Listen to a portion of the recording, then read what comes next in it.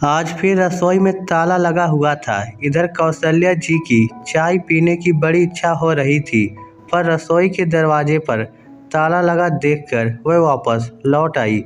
उन्हें वापस आया हुआ देखकर उनके पति दीनानाथ जी, जो कि उस समय कोई किताब पढ़ रहे थे, ने पूछा, क्या हुआ, वापस क्यों आ गई?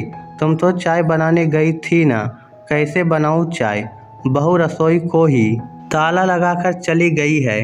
कौशल्या जी ने लंबी सांस भरते हुए कहा। यह सुनकर दीनानाथ जी ने अपनी किताब एक तरफ रखी और चश्मा उतारकर कौशल्या जी से कहा, देखो कौशल्या, अब ये सब कुछ ज़्यादा नहीं हो रहा है। कब तक परिवार की एकता का नाम लेकर सब कुछ भुगती रहोगी? मुझे तुम बोलने देती नहीं हो, तो अपने लिए तुम्हें खुद ही बोलना पड़ेगा।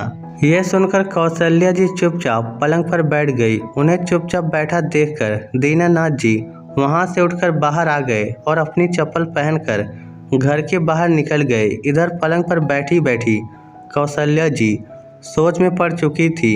सच ही तो कह रहे थे दीनानाथ जी, अब कोई न कोई तो निर्णय लेना ही पड़ेगा।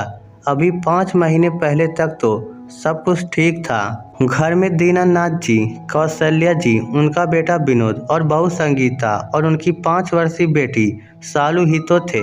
दीनानाथ जी और विनोद तो सुबह 8 बजे तक नौकरी के लिए रवाना हो जाते थे। सालू भी स्कूल रवाना हो जाती। पीछे दोनों सास बहू मिलकर घर का काम कर लेती थी। खाने पीने किसी भी चीज़ में कोई रोक टोक नहीं थी। घर में मौसमी फल तो हमेशा ही रहते थे। दूध दही और खाने की चीज़ों पर रोक टोक नहीं थी, पर अधिकतर रसोई कौशल्या जी ही संभालती थी। दोनों समय सबकी थाली में 2 सब्जी और पापड़ सलाद जरूर होते थे, क्योंकि उनका मानना था कि इंसान जब कमाने के लिए इतनी मेहनत करता है तो खाना तो उसे पौष्टिक और सही मिलना ही चाहिए।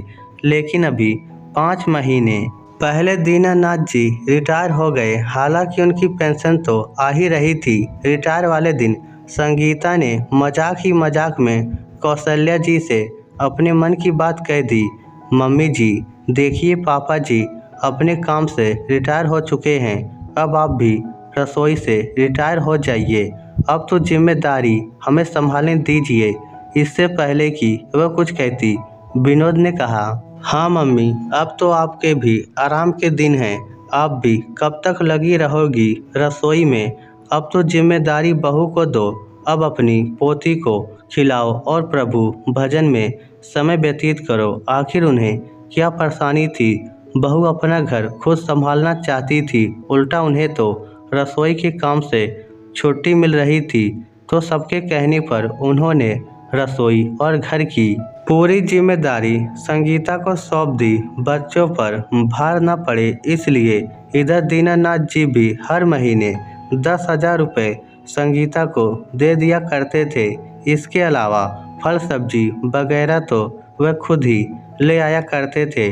शुरू में तो कोई परेशानी नहीं हुई थी, लेकिन धीरे धीरे संगीता के स्वभाव में फर्क आने लग गया। अब दीनानाथ जी और कौशल्या जी की थाली में कुछ न कुछ कमी रही जाती थी। कभी सलाद नहीं होता था तो कभी पापड़ नहीं होते थे। कई बार सुबह दही नहीं होता था, कई बार तो सिर्फ रोटी और एक सब्जी रखी मिलती थी। शुरू में तो उन्हें लगता था कि शायद बहू ने पूरा खाना बनाया नहीं है, क्योंकि जिस समय वह लोग वाक से लौटते थे उस समय तक तो विनोद नाश्ता करके रवाना भी हो जाता था। और संगीता की आदत थी कि वह नाश्ता खाना अपने कमरे में ही करती थी। हाँ, कई बार सालू के पास अगर कुछ दिख जाता तो संगीता कह देती, मम्मी जी सिर्फ सालू के लिए बनाया था, क्योंकि वह जिद कर रही थी। फिर 1-2 बार उन्होंने संगीता से पूछा तो संगीता ने बहाना बना दिया, मम्मी जी आज सालू परेशान कर रही थी इसलिए पूरा खाना नहीं बना पाई।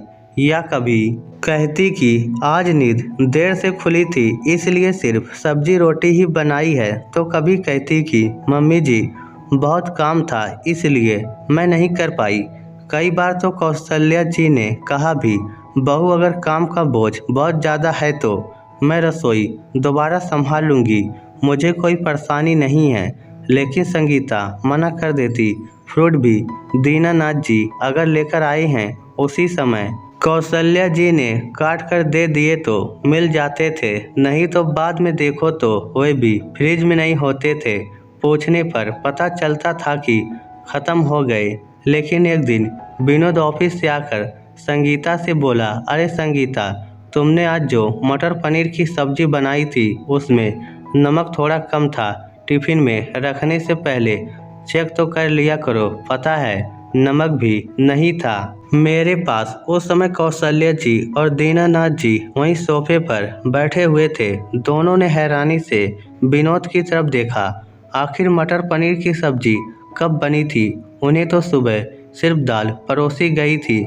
उनके मन की बात को संगीता ने भाप लिया तो बात को पलटते हुए विनोद की तरफ घूर कर बोली, मटर पनीर कब बनाया था? मटर पनीर मैंने सुबह तो मुझे फुर्सत भी नहीं मिली थी, इसलिए सिर्फ दाल ही तो बनाई थी। तुम्हें कुछ होश भी रहता है? उसे अपनी तरफ घूरता हुआ देखकर विनोद चुप हो गया। लेकिन अब कौशल्या जी और दीनानाथ जी के मन में शक उत्पन्न हो चुका था। अब उन्होंने नोटिस करना शुरू किया तो पता लगा कि कई बार तो ये लोग चोरी छुपे अपने कमरे में ही खाने पीने का सामान लाकर खा लेते थे। संगीता दो सब्जी बनाने के बावजूद भी उन्हें एक ही सब्जी परोसती थी। एक दो बार तो उन्होंने फ्रूट भी उसे अपने कमरे में ले जाकर रखते देख लिया। एक दो बार कौशल्या जी ने संगीता से जब इस बारे में कहा तो संगीता ने बड़ी ही बेशर्मी से कहा, मम्मी जी, आपकी जीभ बड़ा स्वाद देखती है, आपकी उम्र हो गई है, अब तो अपने खाने पीने पर कंट्रोल कीजिए और मेरी पीठ पीछे रसोई चेक करना बंद कीजिए। जब कौशल्या जी ने विनोद से कहा तो उसने भी संगीता का ही साथ दिया। मम्मी, क्या आप भी अब घर की शांति बिगाड़ रही हो? आपको बैठे बिठाए खाना मिल तो रहा है, अब उसमें भी कमियां निकाल रही हो। संगीता रसोई संभालती है, उसे अच्छे से पता है कैसे क्या करना है। लेकिन उसके बाद से संगीता कहीं भी जाती तो रसोई को ताला लगाकर ही जाने लगी। फिर तभी अचानक दरवाज़ा खुला और दीनानाथ जी अंदर आए। अपने साथ वह चाय भी लेकर आए थे, जिसे उन्होंने 2 डिस्पोजल कप में खाली किया। कौशल्या जी को देते हुए बोले, अब सोचना बंद करो और चाय पी लो। मैंने कुछ निर्णय लिया है। अब मैं देखो, तुमने जो भी निर्णय लिया है मैं उसमें तुम्हारे साथ हूँ। दीनानाथ जी उनकी बात काटते हुए बोले। सुनकर कौशल्या जी के चेहरे पर एक मुस्कान आ गई। खैर, संगीता और विनोद कुछ देर बाद घर पर आ गए और अभी संगीता ताला खोलकर रसोई में शाम के खाने की तैयारी के लिए जा ही रही थी कि तभी कौशल्या जी ने उसे रोका। बहू, अब तुम अपनी रसोई अलग कर लो, मुझे ये रोज रोज की खिचखिच नहीं चाहिए। कौशल्या जी अपनी बहू संगीता से बोली। सुनकर एक पल के लिए तो संगीता सकते में आ गई, फिर कुटिल मुस्कान के साथ बोली, ये देख लो, लोगों की बहुएं उन्हें निहाल नहीं करती और यहाँ बहू ने सब कुछ संभाल रखा है तो भी आप मुझे अलग करना चाहती हैं। बेटा, मुझे लोगों से कोई लेना देना नहीं है, पर मैं ये रोज रोज के तमाशे से परेशान हो चुकी हूँ।